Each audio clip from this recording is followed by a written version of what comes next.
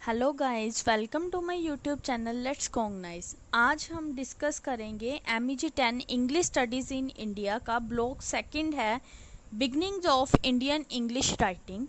हमने स्टार्ट की हुई थी इसकी यूनिट थर्ड। लास्ट वीडियो में हमने डिस्कस किया था a personal intellectual biography of Michael Madhusudan Dutt, और इस वीडियो में हम डिस्कस करेंगे Michael Madhusudan Dutt literary output in English. पहले मैं आप सभी को एक इंफॉर्मेशन दे दूंगी कि मैं ये जो वीडियो बनाने का मेरा मकसद यही है कि ये जो इग्नो यूनिवर्सिटी की बुक्स हैं, मैंने सभी यूट्यूब पर सभी वीडियोस देखी हुई हैं। उन सभी वीडियोस में मैंने मोस्टली देखा है कि उन्होंने आपको इम्पोर्टेंट नोट्स दिए हुए हैं, मतलब इम्पोर्टेंट फैक्ट होते हैं जो वीडियो के वो बताए गए हैं, जो आपके एग्ज़ाम में भी काफ़ी हेल्पफुल होते हैं। जिन्होंने डीप स्टडी करनी है, मैं ये वीडियो उनके लिए अपलोड कर रही हूँ जिनको दिक्कत आती है इतना मटेरियल पढ़ने में। इग्नो का मटेरियल काफ़ी ज़्यादा है, आप सभी को ही पता है, आपके पास बुक्स होंगी। मेरा मकसद यही है, उनके लिए है जो इग्नो की इन बुक्स को डीपली पढ़ना चाहते हैं, जिनको पढ़ने में दिक्कत होती है, इंग्लिश जिनकी वीक है थोड़ी, उनके लिए है।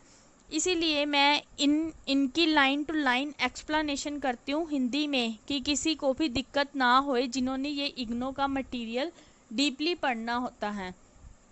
मुझे फील हुआ कि कुछ लोग कमेंट कर रहे हैं, ऐसा तो हम पढ़ सकते हैं, आप लाइन टू लाइन एक्सप्लेनेशन कर रहे हैं, ऐसा तो हम खुद पढ़ लेंगे।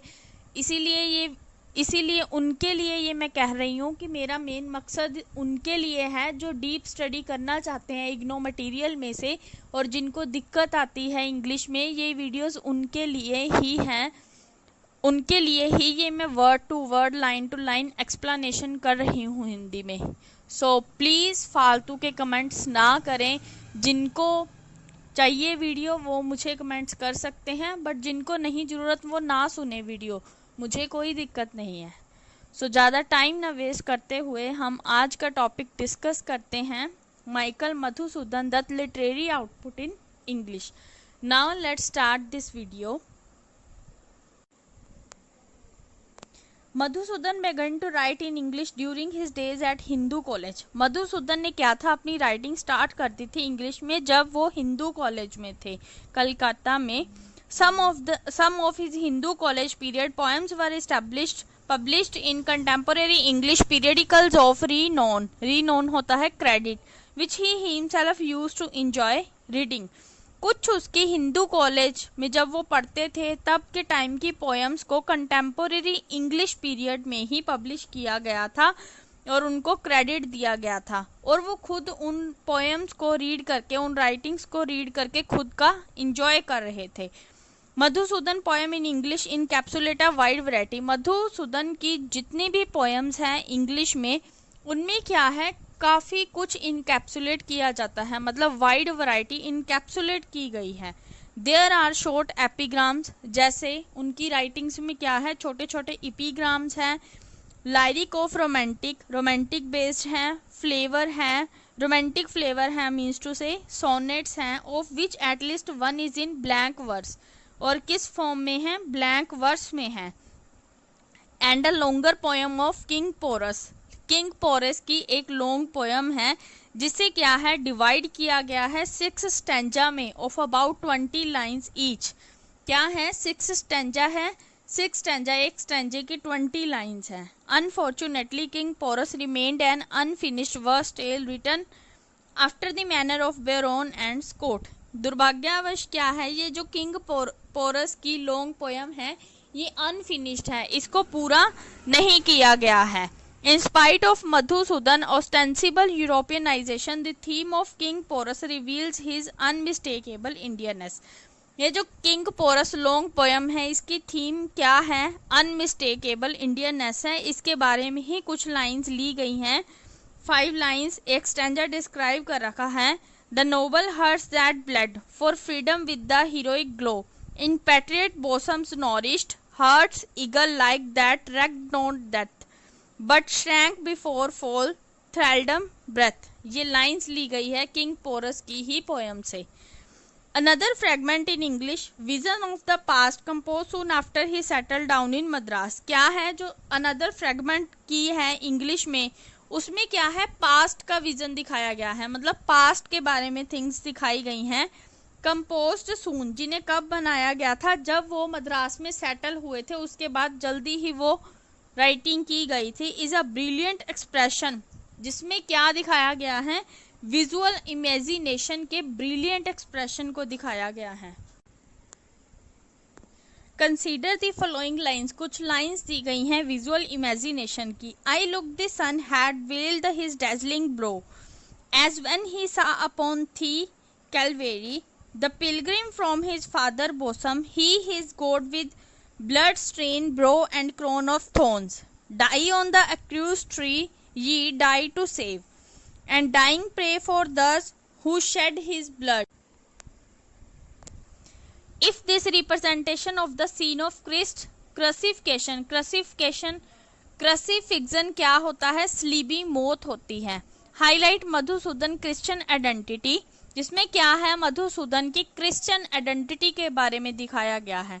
Madhusudan Bengali identity is highlighted by another passage in the same poem that celebrate the landscape of Bengal. Madhusudan की जो बंगाली आइडेंटिटी है, मतलब उनकी जो बंगाली पहचान है, उसे क्या है, पैसेज के द्वारा दिखाया गया है इसी पोएम में। और वो किस धरती पर है, मतलब बंगाल लैंडस्केप पर है। इस स्टैंजा में उनकी आइडेंटिटी के बारे में दिखाया गया है। स्टैंजा है, as when Bengala on thy sultry plains beneath the pillar the and high arched shade of some proud banyan slumbers haunt and cool, echo in mimic accents mong the flocks, couch the there is known tide rest and soft response, repeat the deafening and deep thunder's roar of him the royal wonder of the wood। इसमें किसके बारे में बताया गया है, मधुसूदन की Bengali identity के बारे में दिखाया गया है। और इसमें किसको सेलिब्रेट किया गया है, लैंडस्केप ऑफ बंगाल को। आई होप आपको यहाँ तक अच्छे से समझ आ गया। नाउ हम स्टार्ट करते हैं next paragraph. The captain lady Michael Madhusudan most sustain poem in English. Madhusudan की एक और पोएम है captain lady, consist of an introduction है, जिसमें क्या है, 11 5 लाइन स्टेंजा है, मतलब एक स्टेंजे की 5 लाइन्स है और 11 स्टेंजाज हैं, plus the first canto running to 615 rhyming iambic tetrameter. और इसमें क्या है, 615 इयम्बिक टेट्रामीटर लाइन प्लस की गई है। और सेकंड कैंटो में क्या है, 572 लाइन्स के साथ उसका एंड किया गया है। The top of the second canto 4 lines from Moore Lalla Rookh, और 4 लाइन्स है जो सेकंड कैंटो में, वो कहाँ से किसकी ली गई हैं, मुरेज की, लाला रुख की। The introduction is address to his wife Rebecca. जो इंट्रोडक्शन में उसमें किसके बारे में बताया गया है, उनकी वाइफ रिबाका के बारे में, पर उसे मेंशन नहीं किया गया है वहां पर। And contain some lines with an autobiographical significance, और कुछ लाइन्स उनकी ऑटोबायोग्राफिकल के बारे में है जो काफी महत्वपूर्ण है। The narratives of the Captain Lady that was written once again in the romantic mode is styled after several English poem of that species। जो नरेटिव था कैप्टन लेडी का, उसे क्या है, एक बार दोबारा लिखा था उसने रोमांटिक मोड में, जिसे क्या है, काफी स्टाइल्ड किया गया इंग्लिश पोएम के बाद। The point of view is self consciously European. Points के अकॉर्डिंग इसका पॉइंट ऑफ व्यू क्या है, ये कॉन्शियसली यूरोपियन है। There is an Europeanization of Indian names, including names taken from mythological and historical framework of India। ये क्या है, इसमें यूरोपियनाइजेशन देखने को मिलेगी, और इसके जो इंडियन नेम्स हैं वो कहाँ से लिए गए हैं, mythological and historical framework of India से लिए गए हैं। The basic story of the captain lady, जो कैप्टन लेडी की बेसिक स्टोरी है मधुसूदन के द्वारा लिखी गई है, वो किसके रिवॉल्व अराउंड होती है, राजपूत मोनार्क की लाइफ के बारे में लिखा गया है।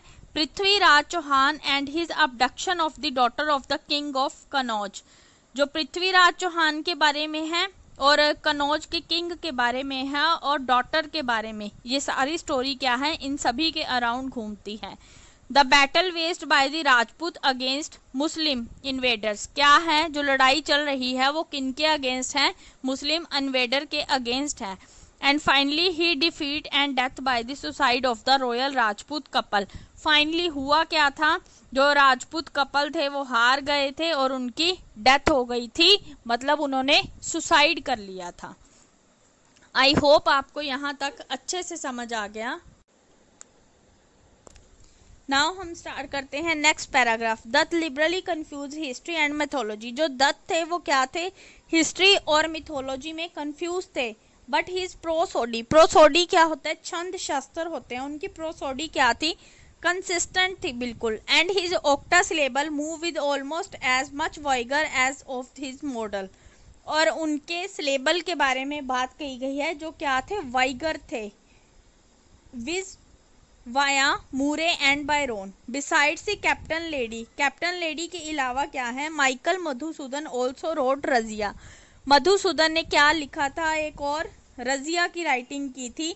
द एम्प्रेस ऑफ इंड, और एम्प्रेस ऑफ इंड की अवर्स ड्रामा की, which was published in the Eurasian, इन तीनों को कब पब्लिश किया गया था, यूरेशियन में पब्लिश किया गया था। अ मद्रास जर्नल इन 7 कंसेक्यूटिव इंस्टॉलमेंट्स, यहाँ पर क्या है, कब किया गया था, यूरोशियन, ये क्या थे, एक मद्रास जर्नल में इन सभी को पब्लिश किया गया था।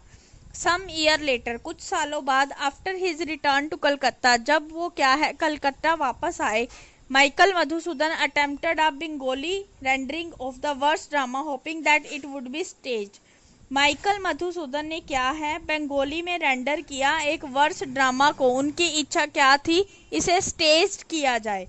However, it failed to catch on with the intelligentsia of Calcutta, पर क्या थे वो फेल रहे इस काम में, इंटेलिजेंसिया ऑफ कलकत्ता के काम में। The Anglo Saxon and the Hindu was by far the most eminent among the prose piece authored by Michael Madhusudan, जो एंग्लो सेक्सन और हिंदू थे वो क्या थे, काफी दूर थे इस प्रोस से, जो किसके द्वारा लिखे गए थे, माइकल मधुसूदन के द्वारा, जब वो मद्रास में थे। मतलब जो हिंदू थे और एंग्लो सेक्सन थे वो माइकल मधुसूदन की राइटिंग और उनसे काफी दूर थे। दिस ऐसे रेहेटोरिकल इन द एक्सट्रीम, ये जो ऐसे है ये रेहेटोरिकल है, and imaged with the reference to European culture text, और इसमें किसके बारे में लिखा गया है, किसके द्वारा लिखा गया है, यूरोपियन कल्चर टेक्स्ट को यूज करके। एक्सपाउंड अपॉन, किसकी व्याख्या की गई है, एंग्लो की मेरिट्स की, मतलब एंग्लो के अच्छे गुणों की, एंग्लो सेक्सन कल्चर के, in comparison to Hindu culture, मतलब हिंदू कल्चर के कंपैरिजन उन्होंने एंग्लो सेक्सन कल्चर की काफ़ी अच्छे से व्याख्या की है। उनकी ये वर्स ड्रामा की यही कुछ लाइंस लिखी हुई हैं, हम पढ़ते हैं। What wonder then that the Hindu should be what he is, the furious waves of fanaticism of oppression have swept over, oppression होता है उत्पीड़न, his hapless soul for 1,000 years, from the day that the bloodthirsty wolf of Ghizni bounded across the stupendous rocky barrier of the west, desolating her homes, flinging to the dust her idol gods from their glorious temples, leading her sons and daughter captive. Ill-fated Hindustan has been the prey of the invader, the sport of ambitious and the rapacious Zenobia, chained not to the chariot of a single conqueror but to those of 100 to grace their triumph.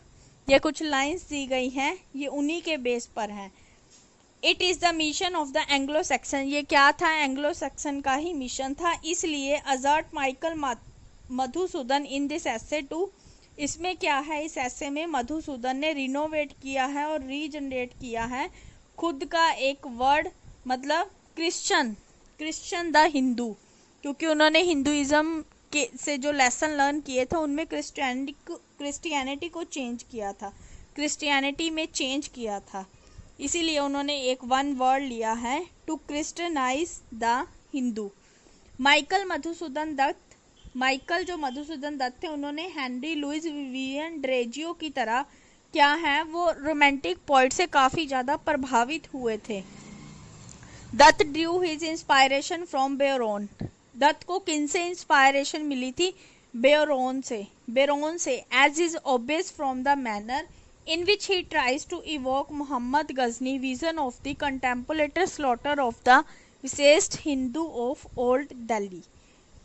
I hope आपको ये video अच्छे से समझ आ गया। इसमें हमने क्या है माइकल मधुसूदन दत्त की सारी लिटरेरी आउटपुट के बारे में देखा है। सबसे पहले हमने देखा था किंग पोरस के बारे में, उसके बाद कैप्टन लेडी के बारे में, इंट्रोडक्शन के बारे में, वर्स ड्रामा था, एंग्लो सैक्सन कल्चर के बारे में डिस्कशन की है। आई होप आपको ये वीडियो अच्छे से समझ आ गया होगा। अगर आपको ये वीडियो अच्छा लगा तो प्लीज़ इसको लाइक कर देना और कमेंट करके ज़रूर बता देना कि आपको वीडियो कैसा लगा। अगर किसी को और भी वीडियो की ज़रूरत है तो मुझे कमेंट करके बता दिया करो, मैं उसी टॉपिक पर वीडियो अपलोड कर दिया करूँगी। ये वीडियो को ध्यान से पढ़ना और अच्छे से रीड करना आपके एग्ज़ाम के लिए काफ़ी हेल्पफुल होगी। डिटेल स्टडी है ये। तो तब तक के लिए bye bye, have a nice day. मिलते हैं नेक्स्ट वीडियो में। Thank you guys.